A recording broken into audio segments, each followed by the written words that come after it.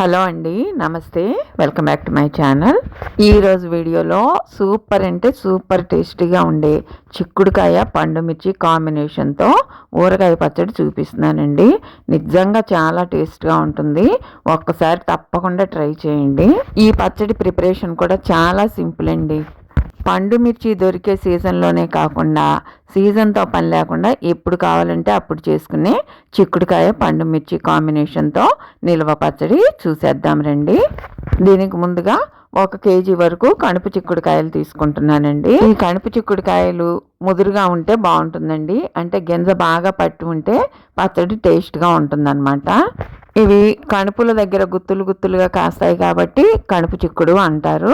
ఇవి దొరకనప్పుడు మామూలు చిక్కుడుకాయలతో అయినా పట్టుకోవచ్చు. వీటిని ముందుగా వాటర్తో శుభ్రంగా కడిగి ఒక పొడి వస్త్రం మీద ఆరబెట్టుకోవాలి. తడంతా పోయే విధంగా ఆరబెట్టుకోవాలన్నమాట.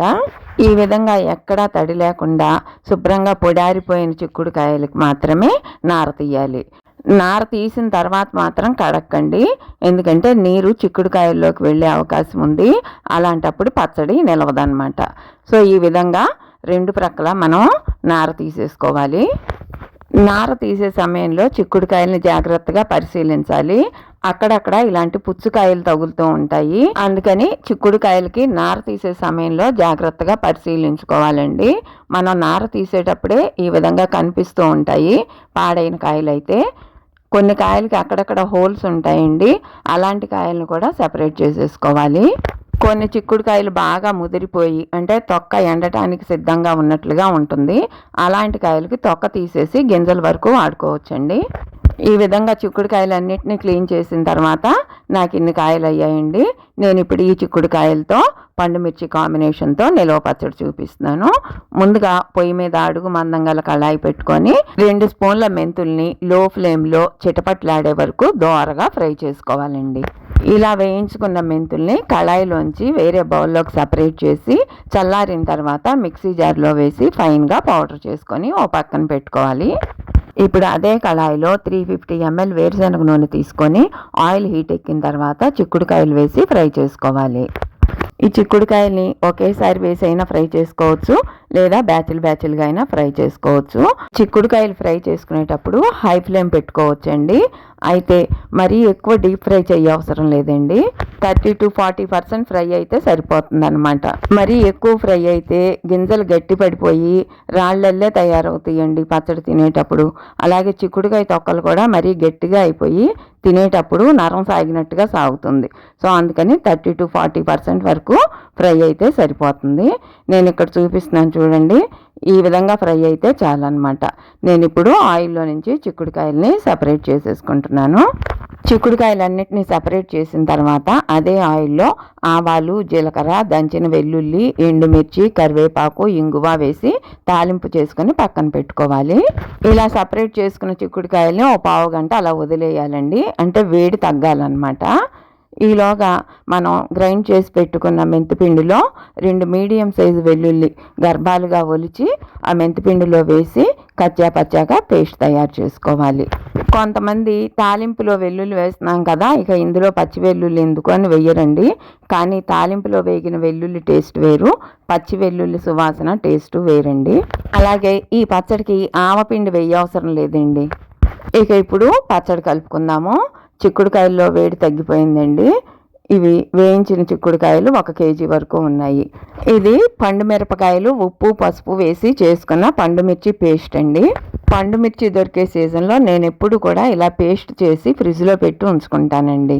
ఈ పేస్ట్ ఇన్స్టెంట్గా చేసుకునే చాలా రకాల పచ్చళ్ళకి పనికొస్తుందండి. ఈ చిక్కుడుకాయ పచ్చడికి కూడా ఈ పేస్ట్నే యూజ్ చేస్తున్నాను. ఈ పేస్ట్తో పాటుగా కొద్దిగా పసుపు, 100 గ్రాముల చింతపండుని బాగా కడిగి వేడి నీళ్ళలో ఉడికించుకొని ప్రిపేర్ చేసుకున్న చింతపండు పేస్ట్, అలాగే ముందుగా ప్రిపేర్ చేసి పెట్టుకున్న మెంతిపిండి, వెల్లుల్లి, కచ్చాపచ్చా పేస్ట్. ముందుగా చిక్కుడుకాయల్లో కొద్దిగా పసుపు యాడ్ చేశానండి. ఆల్రెడీ పండుమిర్చి పేస్ట్లో ఉప్పు, పసుపు యాడ్ అయ్యే ఉంది, అందుకే కొద్దిగానే యాడ్ చేశాను. ఆ తర్వాత మెంతిపిండి, వెల్లుల్లి, కచ్చా పచ్చా పేస్ట్ యాడ్ చేశాను. ఇది 100 గ్రాముల చింతపండుని బాగా వాష్ చేసుకొని వేడి నీళ్ళలో ఉడికించుకొని తయారు చేసుకున్న చింతపండు పేస్ట్ అండి. ఎండుమిర్చి పచ్చడి అనేది చాలా మందికి ఇళ్లలో ఉంటుందండి. వాళ్ళైతే చింతపండు కూడా యాడ్ చేసే ఉంచుతారు. అలాంటి వాళ్ళు ఈ చింతపండు పేస్ట్ మళ్ళీ సపరేట్గా వెయ్యి అవసరం లేదు. డైరెక్ట్గా పండుమిర్చి పచ్చడిని ఇందులో యాడ్ చేసేసుకోవచ్చు. నాకు అది కూడా ఉంది, కానీ ఇక్కడ నేను మీకు ఇలా విడివిడిగా చూపిస్తున్నాను అనమాట మీకు అర్థం అవడానికి.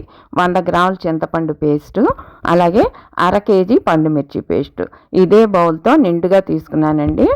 1/2 కేజీ పండుమిర్చి పేస్ట్ ఆ బౌల్ నిండా వస్తుందన్నమాట. ఇప్పుడు ఈ మొత్తం మిశ్రమాన్ని బాగా కలుపుకోవాలి. చాలామంది ఇళ్లలో పండుమిర్చి పచ్చడి ఉంటుందండి. వాళ్ళు ఎప్పుడు కావాలంటే అప్పుడు తాలింపు వేసుకుంటూ ఉంటారు. తాలింపు వేసిన పచ్చడి పనికొస్తుంది, తాలింపు వేయని పచ్చడి కూడా పనికొస్తుందండి ఈ చిక్కుడుకాయ పచ్చడికి. పండుమిర్చి పచ్చడితో ప్రిపేర్ చేసుకున్నట్లయితే ఉప్పు, చింతపండు అనేది అవసరాన్ని బట్టి వేయండి. ఎందుకంటే ఆల్రెడీ పండుమిర్చి పచ్చడిలో మనము చింతపండు వేస్తాము, ఉప్పు వేస్తాము, అలాగే మెంతిపిండి, వెల్లుల్లి కూడా వేస్తాము. సో అవసరాన్ని బట్టి అవి యాడ్ చేసుకుంటే సరిపోతుంది. నేను ఇక్కడ అన్నీ విడివిడిగా చూపెట్టాను అనమాట. ఇక ముందుగా రెడీ చేసి పెట్టుకున్న తాలింపు కూడా చల్లారిపోయింది కాబట్టి అది కూడా యాడ్ చేసి బాగా కలుపుకొని మూత పెట్టి ఒక రోజంతా అలా వదిలేయాలండి ఈ పచ్చడిని. అప్పుడు పచ్చడిలో ఉన్న ఉప్పు, పులుపు అనేవి చిక్కుడుకాయ గింజలకి పట్టి టేస్ట్ బాగుంటుంది అనమాట. ఈ పచ్చడి అప్పటికప్పుడు తింటే టేస్ట్ తెలియదండి. నెక్స్ట్ డే చూస్తున్నానండి, ఈ విధంగా ఉంది. ఇప్పుడు మనం మళ్ళీ ఒకసారి బాగా కలుపుకొని టేస్ట్ చూసుకోవాలి. ఒకవేళ మనకి ఉప్పు తగ్గినట్లు అనిపిస్తే కొంచెం సాల్ట్ యాడ్ చేసుకోవచ్చు. పులుపు తగ్గింది అనిపిస్తే కొద్దిగా చింతపండు పేస్ట్ యాడ్ చేసుకోవచ్చు. నాకు ఇక్కడ సాల్ట్ తగ్గినట్టు అనిపించింది. మళ్ళీ 1 స్పూన్ సాల్ట్ యాడ్ చేసుకొని పచ్చడంతా కలుపుకుంటున్నాను. గింజకి పట్టిన కొద్దీ ఉప్పులోను పులుపులోను కొద్దిగా తేడా రావచ్చండి. అది మనం టేస్ట్ చూసుకొని అడ్జస్ట్ చేసుకోవాలి. నేను ముందుగా సాల్ట్ యాడ్ చేయలేదు, ఎందుకంటే పండుమిర్చి పేస్ట్లో సాల్ట్ ఉంటుంది కాబట్టి దాన్ని బట్టి మనం తర్వాత యాడ్ చేసుకోవచ్చులే అని చెప్పని ముందుగా యాడ్ చేయలేదు. ఇప్పుడు నాకు తగ్గింది కాబట్టి ఇప్పుడు యాడ్ చేసుకుంటున్నాను అనమాట. సో ఎప్పుడైనా సరే ఉప్పు విషయంలో జాగ్రత్తగా ఉండాలండి.